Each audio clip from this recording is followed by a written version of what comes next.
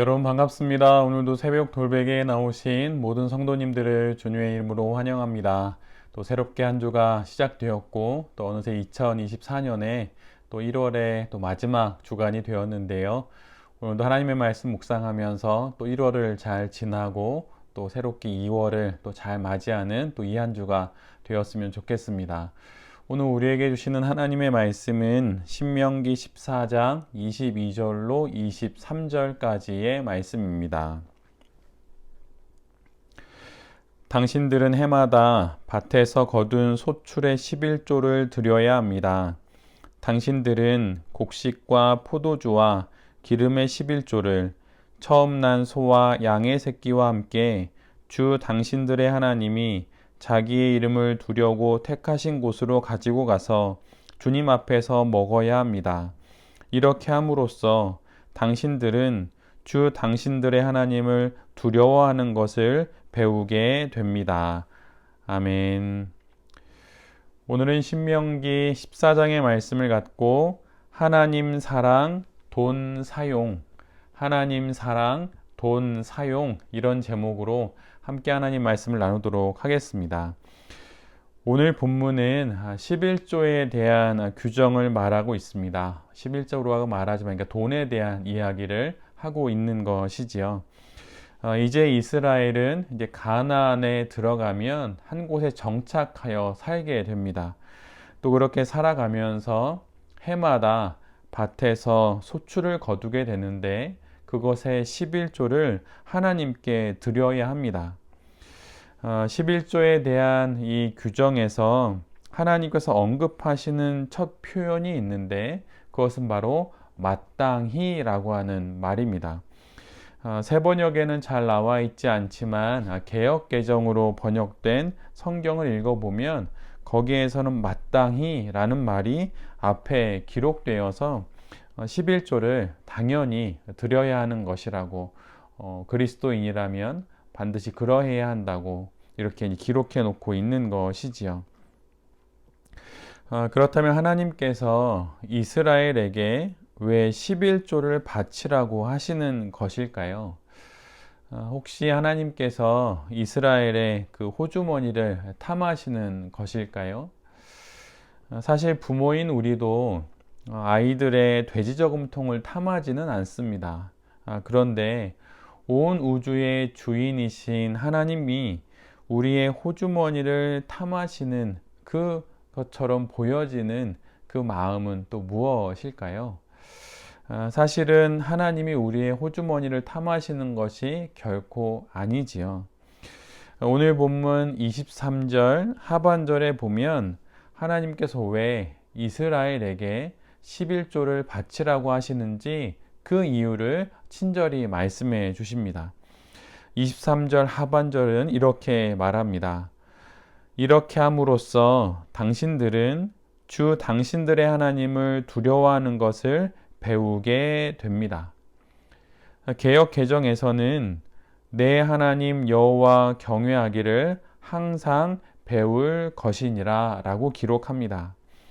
11조를 드리는 이유가 무엇입니까?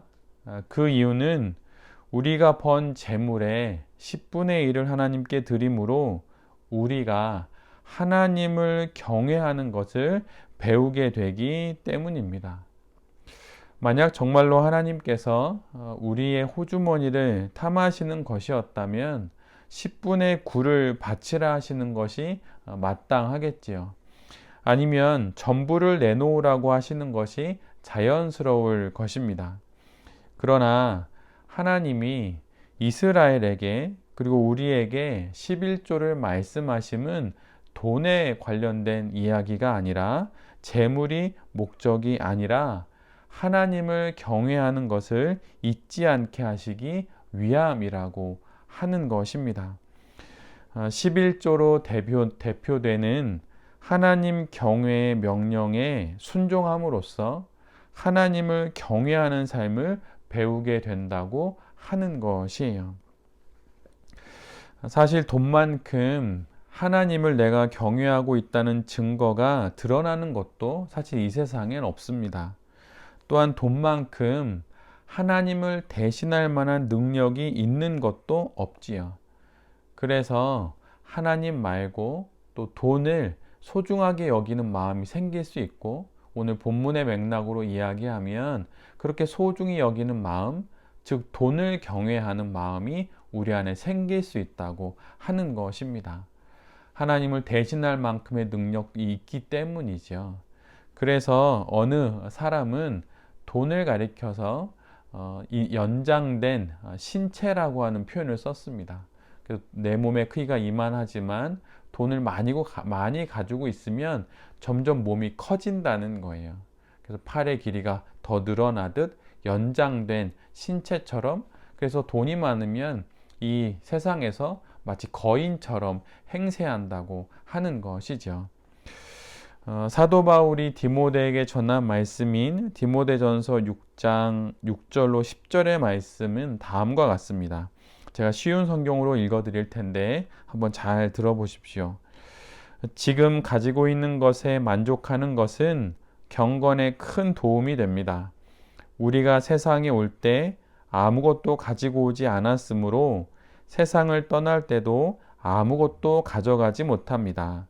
그러므로 먹을 음식과 입을 옷이 있다면 만족할 줄 알아야 합니다. 부자가 되려고 애쓰는 사람은 시험에 들고 함정에 빠지게 됩니다. 어리석은 일을 하다가 결국 자신을 망치는 구덩이에 떨어지는 것입니다. 돈을 사랑하는 것이 모든 악의 뿌리입니다.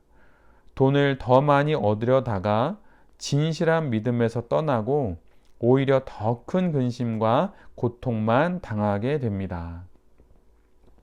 이 본문을 보면 사도 바울은 디모데에게 세 가지 시간을 이야기합니다.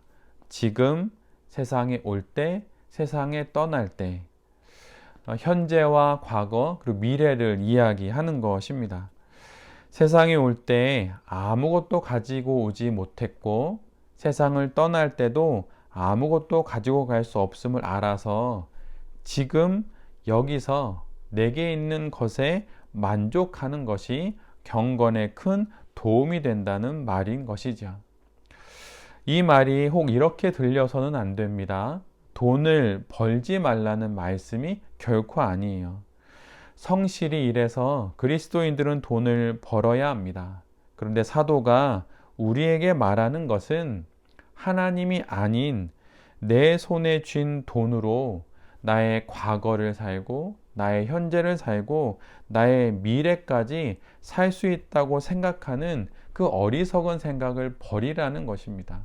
그래서 돈을 확보함으로 그렇게 인생을 살 수 있다는 마음이 곧 돈을 경외하는 마음이 되고, 그 마음으로는 하나님을 떠나게 되니 돈을 그런 식으로 다루어서는 안 된다는 이야기입니다. 돈을 더 많이 벌면 지금 나의 모든 시련과 고통이 사라질 것이라는 그 기대가 결국 죽음 앞에서 물거품이 된다는 것을 통해 사도 바울은 우리에게 영원히 변함없으신 하나님만을 바라보고 하나님을 경외하라고 우리에게 말씀을 전해 주시는 것입니다. 하나님을 경외한다는 것은 하나님을 최우선으로 놓는다는 말입니다. 그렇게 하지 않는 인생은 돈으로 대표되는 하나님 아닌 것을 경외하면서 살아가는 것이죠. 그 인생을 두고 사도는 이렇게 이야기를 한 것입니다. 돈을 사랑하는 것이 모든 악의 뿌리라고 말이죠. 돈을 사랑한다고 사도 바울은 이야기를 합니다. 사랑이 무엇인가요? 사랑이란 내가 사랑하는 그것을 위해 나머지 모든 것을 사용하는 것입니다. 돈을 사랑하기에 돈을 더 얻기 위해 모든 것을 사용하고 심지어 하나님마저 사용하는 것. 만약 그렇다면 그것은 정말로 하나님을 경외하지 않고 돈을 경외하고 있다는 증거인 것이죠. 돈은 사용하는 것이지 사랑하는 것이 아닙니다. 내가 돈을 사랑하지 않는 사람이요 하나님을 경외하는 사람인지가 마땅히 드릴 예물로서 드러난다는 말씀이 바로 오늘의 말씀입니다. 돈은 사랑하는 것이 아니라 사용하는 것입니다. 그리고 하나님은 사용하는 것이 아니라 사랑하는 것이지요. 소용돌이치는 이 돈의 세상 속에서 돈을 잘 사용함으로 하나님을 경외하는 것을 배우는 우리 모두가 될 수 있기를 바랍니다. 그래서 11조의 말씀이 또는 예물을 드려야 한다는 말씀이 부담스러운 말씀으로 들리지 않고 오히려 이 돈을 경외하는, 그래서 결국은 모든 악의 뿌리가 되어서 결국은 망하게 되는 그 인생으로부터 우리가 떨어져서 하나님을 경외함으로 이 땅에서 참으로 아름다운 성도로 또한 참으로 아름다운 인생으로 살아갈 수 있기에 하나님께서 우리에게 이런 말씀을 해주셨다는 것을 잘 기억함으로 우리가 돈을 잘 사용할 수 있기를 간절히 바랍니다. 하나님은 사용하는 게 아니라 사랑해야 할 분입니다. 그리고 돈은 사랑할 것이 아니라 사용해야 할 것입니다. 이것을 기억하면서 오늘도 우리가 돈을 벌러 나가는 직장에서 또 경영하는 사업의 현장들 속에서 하나님을 경외하며 돈을 잘 벌고 또 돈을 잘 사용하는 우리 모두가 될 수 있기를 간절히 기도드립니다. 아멘. 기도하겠습니다. 주님, 하나님을 경외하는 증거가 우리의 삶에서 잘 드러나기를 원합니다.